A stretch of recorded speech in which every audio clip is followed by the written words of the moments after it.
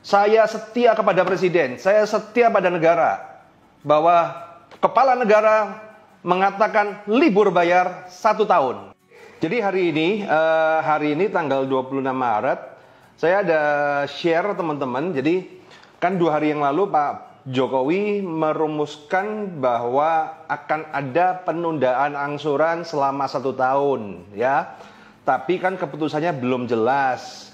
Nah, kemudian pagi ini saya banyak teman-teman, terima kasih buat teman-teman yang menerima, istilahnya yang ngirimin ke saya salinan putusan dari OJK, ya. Tapi ketika saya lihat, ya, ketika saya baca, ya, saya bacanya sampai 2 kali, ya. Saya tidak mendapatkan esensi apa-apa dari situ. Jadi keputusannya itu masih nggak jelas. Intinya dari keputusan dari OJK itu adalah pemerintah memberikan relaksasi kredit senilai setahun, tapi keputusannya kembali ke bank masing-masing. Jadi nomor 1 yang bisa saya tangkap adalah kalau Anda mau mendapatkan keringanan, ya, yang mau mendapatkan keringanan itu adalah harus mengajukan. Jadi kata kuncinya adalah Anda harus mengajukan. Yang mendapatkan keringanan itu adalah yang termasuk di sektor bank, kemudian non-bank itu apa ya? Syariah, bank syariah, bank biasa, konven. Nah, kemudian bank apa lagi ya? Finance kalau nggak salah, leasing kalau nggak salah, ya. Nah, tapi kalau di kartu kredit dan KTA itu tidak ada, ya. Kartu kredit dan KTA tidak ada. Ya lancar pada istilahnya, ya tetap lancar gitu, tetap lu harus bayar, ya kan. Nah, jadi teman-teman menyikapinya seperti apa? Saya melihat ini ada dualisme keputusan, ya. Jadi kita ada status quo di sini, ada status quo, artinya apa? Di sini dari pihak presiden ngomongin lu libur bayar, tapi dari bank ntar dulu, gitu kan. Nah, artinya ada dualisme keputusan, ya. Nah, siapa yang mau diturutin? Nah, ini sebenarnya kesempatan bagi teman-teman. Ini sebenarnya it's time you get a smart move, gitu kan. Bagi Anda yang lancar, ya, bagi Anda yang lancar dan Anda memang secara kondisi masih bisa survive bertahan kurang lebih 3 bulan lagi, ya. Anda lancar, silakan Anda bayar dulu sambil mengajukan untuk permohonan keringanan. Saya udah kontak dengan bank saya. Dan bank saya bilang, Pak bayar angsuran dulu Pak sambil kita ajukan. Ya udah kita ajukan, kita bayar dulu. Tapi saya udah warning, bro, ini bayar angsuran cuma bisa bulan ini loh ya. Bulan depan gua nggak bisa loh ya. Harus ada relaksasi. Nah itu sifatnya pengajuan dan aku nggak ngerti. Mungkin saya akan datang ke bank untuk tanda tangan surat apa. Is okay, biar AU saya ngurusin. Nah, kalau Anda sehat lancar begitu ya. Tapi teman-teman, bagi Anda yang sakit, terutama yang sebelum krisis juga udah sakit, maka ini saat terbagus Anda untuk tidak bayar, ya. Jadi kalau bisa diterjemahkan dari hasil putusan Pak Jokowi dengan yang dilihat dari OJK, artinya apa? Lu kalau mau bayar ya silakan bayar, kalau nggak bayar ya nggak usah bayar. Intinya seperti itu. Karena tidak mungkin, jadi gini teman-teman, kalau kita berbicara kita harus melihat dari 2 pandang yang berbeda ya. Cara pandang pemerintah ya sebagai regulator di sini ya, ibarat kata ya kan, sebagai yang punya rumah ya kan. Kemudian cara pandang dari bank-bank penerbit. Jadi contoh gini teman-teman. Anggap aja pemerintah itu kayak yang punya tanah gitu kan. Ya, ruko. Jadi yang punya ruko. Jadi yang punya ruko ini pemerintah. Kemudian bank itu yang nyewa ruko, kemudian usaha gitu kan. Nah, yang punya ruko ini ngomong, ya udahlah, karena bencana begini, udahlah, lu sementara nggak usah nyicil dulu. Nah, tapi kan yang nyewa, yang usaha ini kan teriak juga, loh Pak, kalau saya ngikutin keputusan Anda, ya kan, kemudian saya ngomong nggak bayar, lah kan bangkrut saya kan harus sewa, istilahnya harus bayar karyawan, bayar operasional, bisa-bisa kolaps gitu loh. Tiba-tiba orang-orang macet semua tanpa ada keputusan yang jelas, ya kolaps gitu loh. Artinya apa? Makanya Anda hari ini di SMS ataupun di WhatsApp apa diberikan pengumuman bahwa angsuran tetap berjalan apa adanya. Ya, angsuran tetap berjalan apa adanya. Ya ini memang harus bayar itu. Artinya apa? Kan nggak mungkin juga bank ngomong nggak usah bayar. Ya kan lu harus bayar. Tapi kalau lu nggak bayar, dia juga sebenarnya ya walaupun ngomongnya nggak boleh apa segala, tapi dalam hati ya tahulah bahwa Anda sudah terdampak dengan yang namanya corona ini, ya tahulah. Ini masalah bukan cuma 1-2 orang, men. Ini masalah banyak orang. Yang macet nanti bukan lu aja, yang macet itu nanti ribuan, ya kan? Nggak ribuan, puluhan ribu gitu kan. Tapi kan tidak boleh mensahkan itu. Jadi adanya dualisme. Jadi ya teman-teman, yang bayar silakan bayar sambil nunggu. Kalau memang Anda masih menjaga nama baik Anda dan mampu, saya ngomong mampu, silakan selesaikan, ngikutin apa kata bank.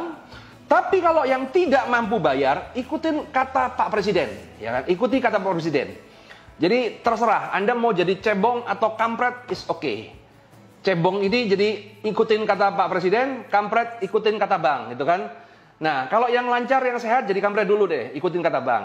Tapi kalau yang nggak sehat, ikutin kata Pak Presiden, nggak usah dibayar, ya. Lupa, imbasnya BI checking, ya kan? BI checking. Jangan takut BI checking, teman-teman, ya kan? Jangan takut BI checking, ya. Jadi kalau Anda ikut kelas saya di Credit Card Evolution, saya selalu mengajarkan adalah BI checking itu nomor 2, gitu kan? BI checking nomor 2. Jangan pernah takut BI checking. Kenapa? Karena ketika Anda sudah melunasin utang semua, ketika masalah udah selesai dan Anda recover, Anda bisa utang lagi kok. Paling ada grace period sekitar 3-6 bulan, kemudian Anda utang lagi.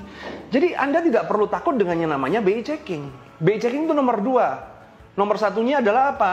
Modal utama. Jangan sampai, kalau ini di dalam kondisi ya teman-teman ya, dalam kondisi yang wajar, ya kan? Dalam kondisi wajar, BI checking itu nomor 2, ya.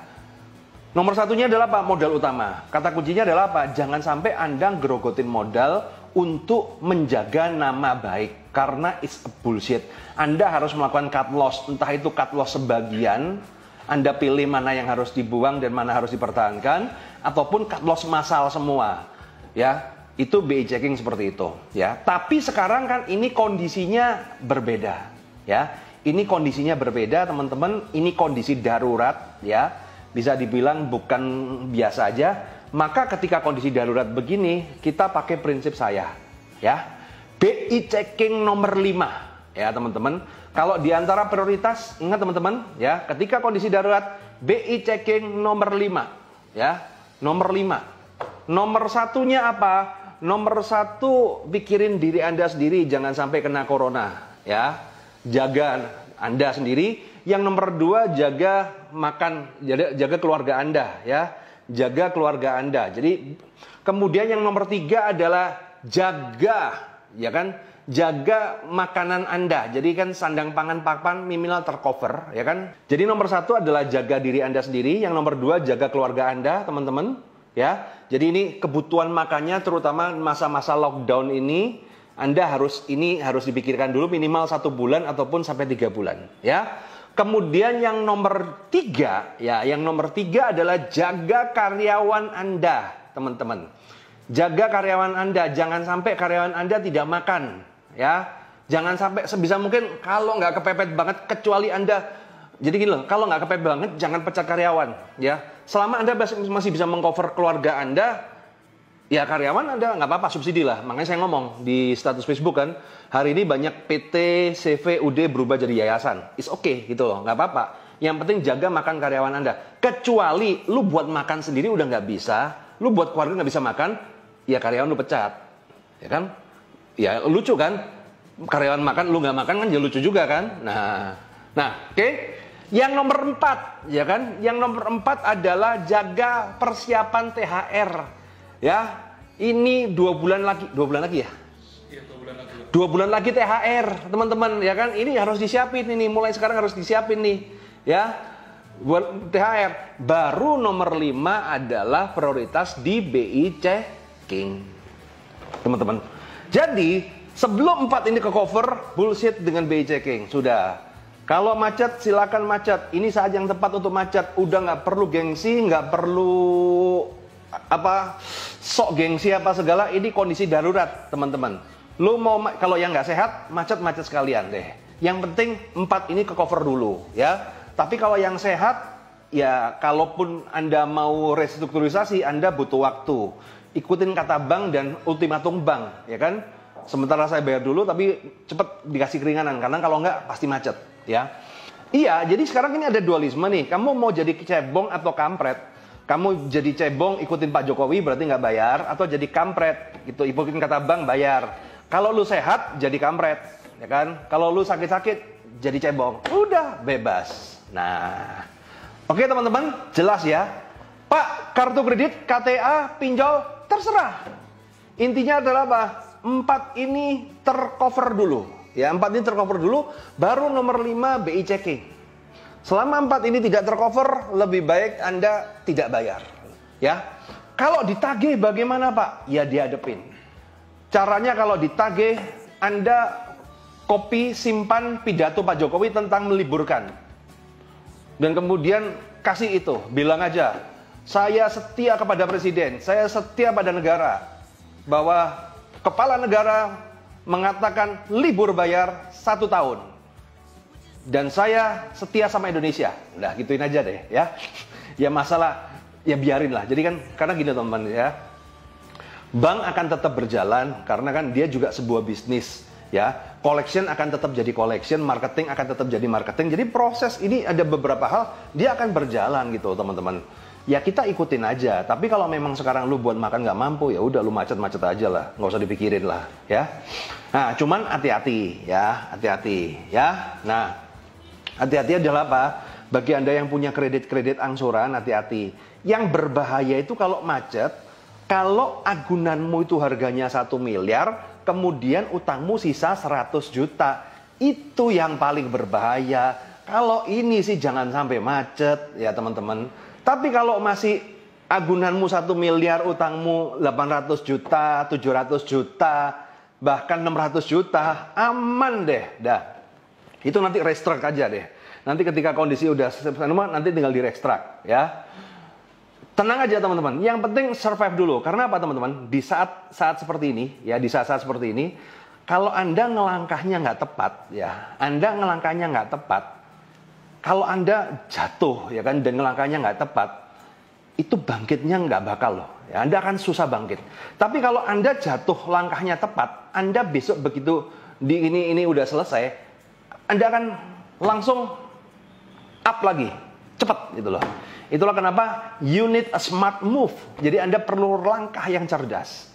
Nah, kalau kartu kredit bagaimana Pak? Jadi gini, kalau kartu kredit, ya, jadi kalau langkah saya kan, saya amankan kartu kredit saya nggak bayar. Kartu kredit tetap saya bayar. Kenapa? Karena di kartu kredit langkah saya udah tepat. Bulan depan saya cuma bayar 0,25% dari tagihan kartu kredit. Jadi tidak memberatkan saya, gitu kan? Kenapa? Karena saya ada sistem namanya CODT, gitu kan? Saya udah ngaturin semua, kartu saya udah saya rubah semua. Jadi bulan depan saya nggak kebeban di kartu kredit walaupun ada tagihan, gitu kan? Nah, yang kredit yang beragunan ini yang jumlahnya gede-gede ini saya restruct, ya kan? Artinya apa? Ketika lockdown ini berakhir, saya bisa bangkit cepat, teman-teman. Nah, untuk memahami strategi ini seperti apa, ya, terutama bagi yang punya kartu kredit, kan Anda harus perlu langkah. Kredit mobil, kredit apa? Nah ini teman-teman, ya. Pak Presiden Jokowi sudah memerintahkan bahwa tidak boleh ada penarikan mobil, tidak boleh ada debt collector beroperasional. Jadi ini sudah ada kekuatan hukumnya teman-teman, artinya terserah Anda mau ngikutin bank atau ngikutin presiden. Ini ada 2 opsi. Kalau dulu ketika kondisi lancar kan opsinya cuma 1, yang ngikutin bank gitu kan, presiden nggak ikut campur. Nah sekarang ada 2 opsi, lu mau ngikutin presiden, boleh. Lu mau ngikutin bank, oke. Kalau lu ngikutin presiden, otomatis banknya teriak, udah jelas, ya, udah jelas. Tapi kan masih ada yang kita ikutin, oke? Dan sebelum saya close, teman-teman, ada yang mau tanyakan nggak di sini? Nggak ada ya? Ya udah deh, segitu aja deh, teman-teman. Dan sukses selalu. Dan ingat, ini adalah masa-masa survival. Ini adalah masa-masa badai, ya. Anda harus bagaimana? Bisnis itu akan naik dan turun, kondisi itu akan naik dan turun teman-teman. Tapi ketika langkah Anda benar, ya kan, ketika Anda langkah benar and smart, ya kan, nanti begitu turun, begitu kondisi recover, Anda akan kembalinya cepat.